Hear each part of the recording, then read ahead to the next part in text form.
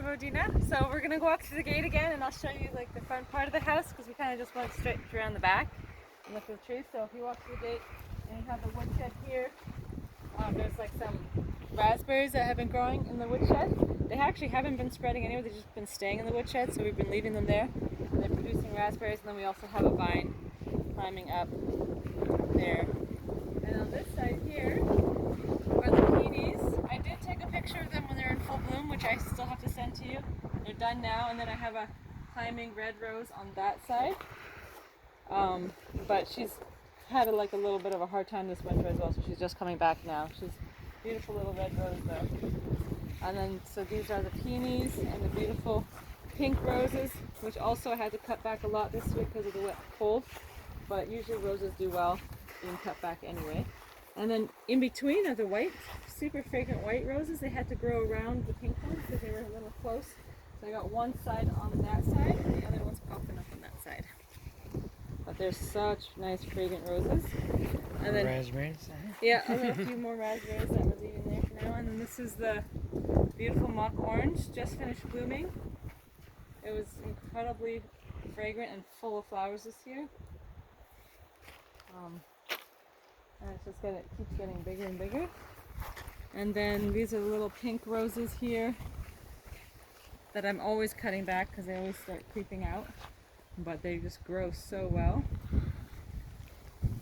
And they're starting to bloom now with lots more coming.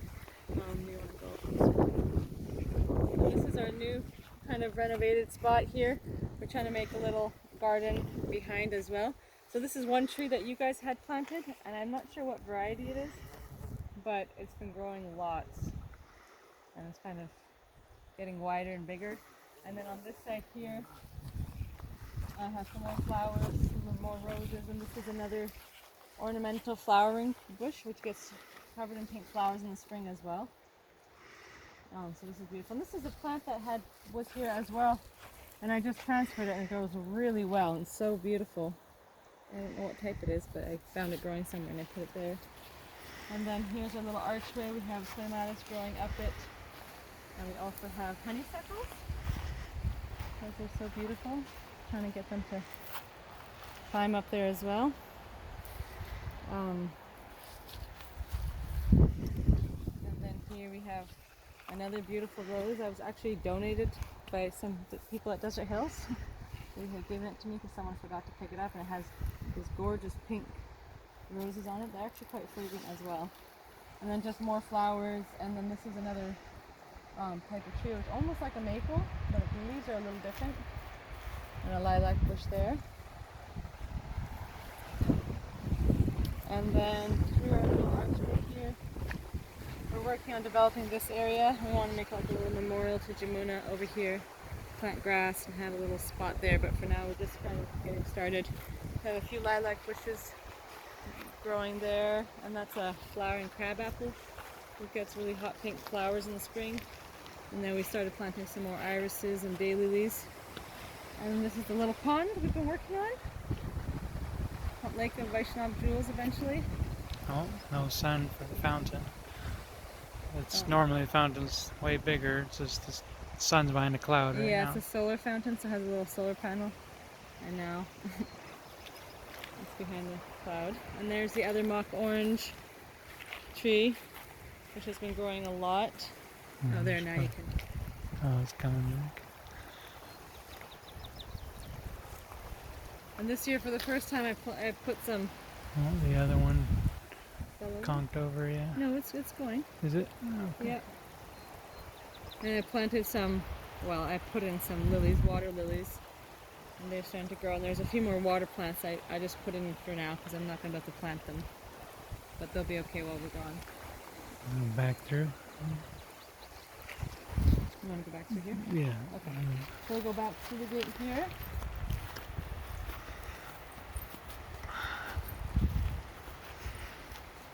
Onto this side.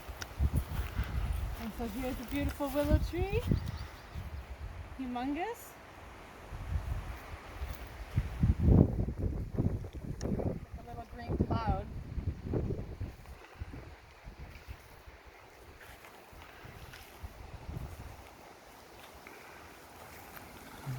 And we have some flower beds here that they're actually always competing with the willow tree because believe it or not, the roots go all the way into here.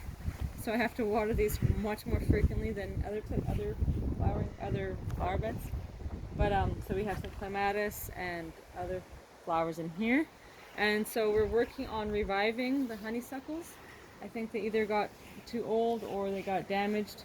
So this one's growing back from the bottom, and that's good. I'll prune that one off, and then hopefully she'll come back over there. And if they don't do so well, then I'm going to plant some new ones because it might just be that they're past their prime kind of thing. And this one as well, it seems like she was doing good, and then she kind of started wilting away. I'm not sure what happened. So if she doesn't survive, then I'll plant another one here as well. Because I don't know, sometimes they're just too old. And we have some more flowers here. Like I said, this particular bed here is very hard to grow flowers because the willow tree just sucks up all the water. But the grass is doing really well underneath. We planted a few years, last year. And the highly scented rose bushes there, growing a lot. And this is the other mock orange one here. So yeah, beautiful, super scented. Just walking over here, you can smell the roses. Such highly scented roses. Of course, she comes up everywhere though, so I have to keep pruning her back as well. And then there's another lilac tree and a few flowers here that I planted. The lavender that I think you guys had planted earlier, late, is growing there, and I planted another one. Seems to be liking the spot. And this is a cherry tree that someone had given us from town. It's supposed to be a sweet cherry tree, but I don't know if we'll actually have cherries, but it's a beautiful tree and she's surviving all the winter, so we'll leave her there. And we're finding out shade is a good thing because the grass grows much better under the shade. And here's the lilacs, beautiful lilacs. Every year I keep thinking I need to prune them down a bit though, because you can see there's some dead branches. After a while the older branches need to get pruned out, but somehow I haven't managed to do that yet. But they're still growing so huge and beautiful. And then we'll go under the willow tree, over to the side here. A little hammock spot mostly for the kids. And then the swing is over there temporarily because we're trying to grow grass. Now of course we had to take all the cushions off because we have some really silly dogs that try to chew it up. And the picnic table also is kind of temporary over here while we were growing grass.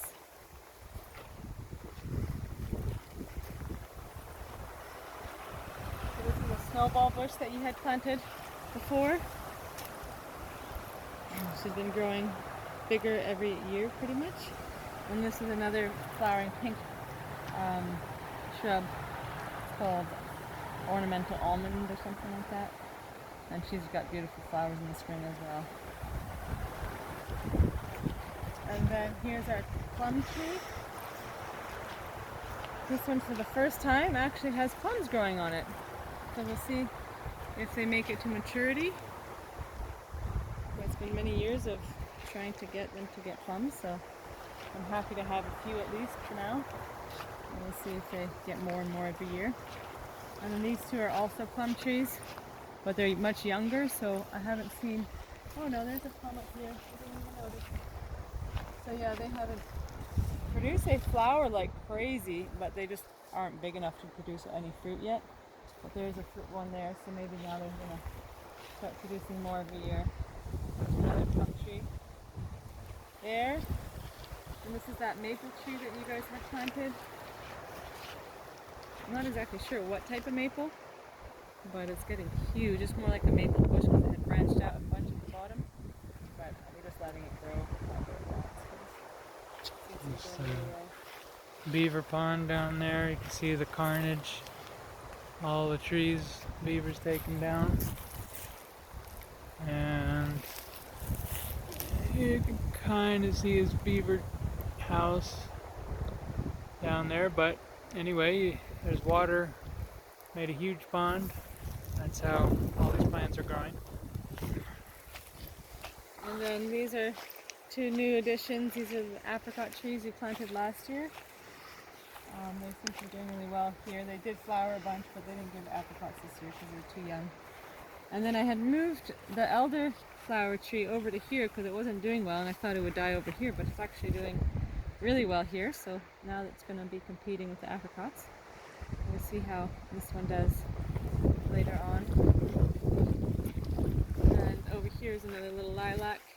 I had planted a different tree here, but it didn't survive the winter, so I planted a lilac here. And then the Russian olive tree, which is You also go getting, stand there so she sees how big they also getting bigger.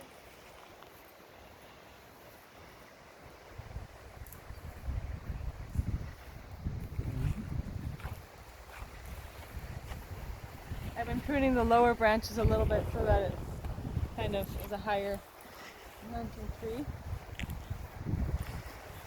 And then we have a little tiny hydrangea, which barely survived, so maybe I'll move it one time. And then this is another flowering almond bush. And then over here is a crabapple tree, edible crab apples. They seem to make jellies and stuff from it. We just planted it this year, so we'll see how it does. And then these are the red bushes that you even have, and then these are the other ones there. And every year they come up, I keep thinking they're dead, and they're actually still surviving. But they never get much bigger than this, so I don't know. These ones are getting a bit bigger. I think that's all we have.